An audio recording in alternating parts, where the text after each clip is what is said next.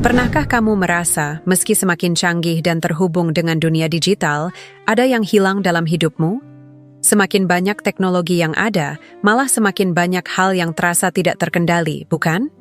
Mungkin kamu merasa seakan-akan waktu yang kamu habiskan di depan layar tidak memberi dampak besar. Tapi tahukah kamu, stres digital, sesuatu yang mungkin sudah kamu alami setiap hari, bisa memengaruhi kesehatan fisik dan mentalmu lebih dalam dari yang kamu kira. Sering merasa lelah meski baru saja tidur cukup, atau merasa cemas tanpa alasan yang jelas? Mungkin dunia digital yang kita nikmati ini bisa jadi salah satu penyebabnya. Masalah utama, stres di era digital bukanlah fenomena baru, dan nyatanya semakin banyak orang yang mulai merasakannya. Di era sekarang, kita tidak hanya berinteraksi dengan orang secara langsung, tetapi juga melalui pesan, video call, hingga sosial media yang terus memberikan informasi tanpa henti. Sebuah studi yang dilakukan oleh Harvard Health menunjukkan bahwa lebih dari 50% orang dewasa di Amerika mengalami dampak negatif dari stres yang berhubungan dengan teknologi. Dan yang mengkhawatirkan, kita seringkali tidak menyadari berapa banyak waktu kita yang dihabiskan dengan media sosial atau pekerjaan yang terus-menerus membuat kita terhubung. Bayangkan ini, kita hidup di dunia yang penuh dengan notifikasi. Setiap detik ponsel kita bergetar, memberitahu kita tentang pesan baru, berita terkini, atau bahkan ajakan untuk terus scrolling. Semua itu mengalihkan perhatian kita, dan tanpa sadar, kita berada dalam kondisi kewaspadaan konstan. Itu adalah respons alami tubuh terhadap ancaman. Namun masalahnya, ancaman ini datang bukan dari predator di hutan, tetapi dari notifikasi WhatsApp, email, dan postingan media sosial yang tidak pernah berhenti. Kita jadi terbiasa dengan perasaan tertekan ini, bahkan seringkali menganggapnya normal. Namun, tahukah kamu bahwa stres ini berpotensi mengganggu keseimbangan tubuh? Dengan kondisi yang tidak kita sadari ini, kita malah semakin sulit untuk lepas dari pengaruh digital. Lebih dari sekadar rasa lelah, dampak jangka panjangnya bisa sangat serius. Lalu, apa yang sebenarnya terjadi dalam tubuh kita? Mengapa kita merasa begitu tertekan meski tidak ada ancaman fisik yang nyata? Stres digital berawal dari dua hal utama, paparan informasi yang berlebihan dan ketergantungan pada perangkat digital. Paparan informasi berlebihan, information overload. Otak kita didesain untuk mengolah informasi, namun ketika informasi datang terus-menerus tanpa henti, otak kita menjadi kewalahan. Hal ini bisa diibaratkan seperti mencoba membaca ribuan halaman buku sekaligus. Otak pun mulai kehilangan kendali. Mayo Clinic melaporkan bahwa informasi yang datang secara berlebihan dapat meningkatkan kecemasan dan membuat kita merasa semakin tidak fokus. Ketergantungan pada perangkat digital, tech dependency. Sebagian besar kita, baik sadar maupun tidak, sudah sangat bergantung pada perangkat digital, baik itu untuk bekerja, berkomunikasi, atau bahkan mencari hiburan. Ketergantungan ini membuat kita merasa cemas setiap kali kita terpisah dari ponsel atau komputer, atau saat tidak bisa memeriksa media sosial dalam waktu lama. Hal ini berhubungan dengan pelepasan dopamin, hormon yang membuat kita merasa senang setiap kali mendapat notifikasi.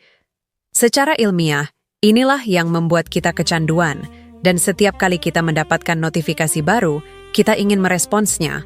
Bahkan jika itu berarti kita harus terus-menerus berada dalam mode siaga.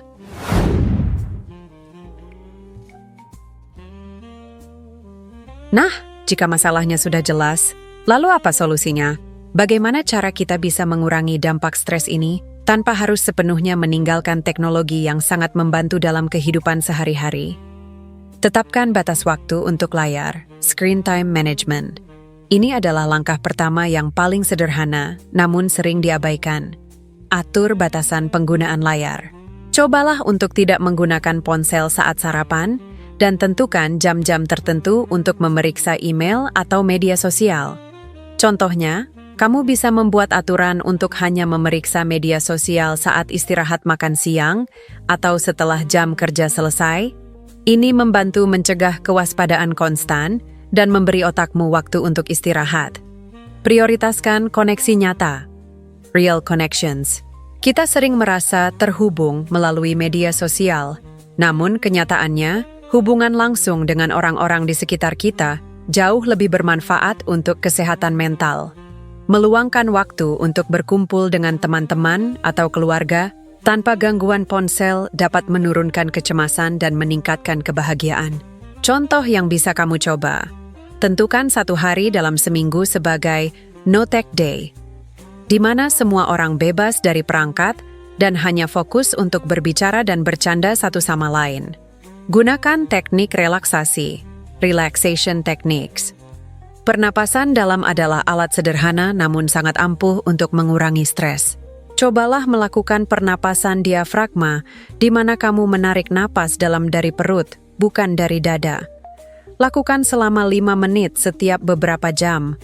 Hal ini dapat menurunkan tingkat kortisol dalam tubuh, yang seringkali meningkat akibat stres. Percayalah, hanya dengan melakukan hal kecil ini, kamu bisa merasa jauh lebih tenang. Lakukan digital detox secara berkala. Digital detox. Lakukan digital detox di akhir pekan, atau bahkan setiap malam sebelum tidur. Cobalah untuk menjauh dari perangkat digital selama minimal 1 jam sebelum tidur.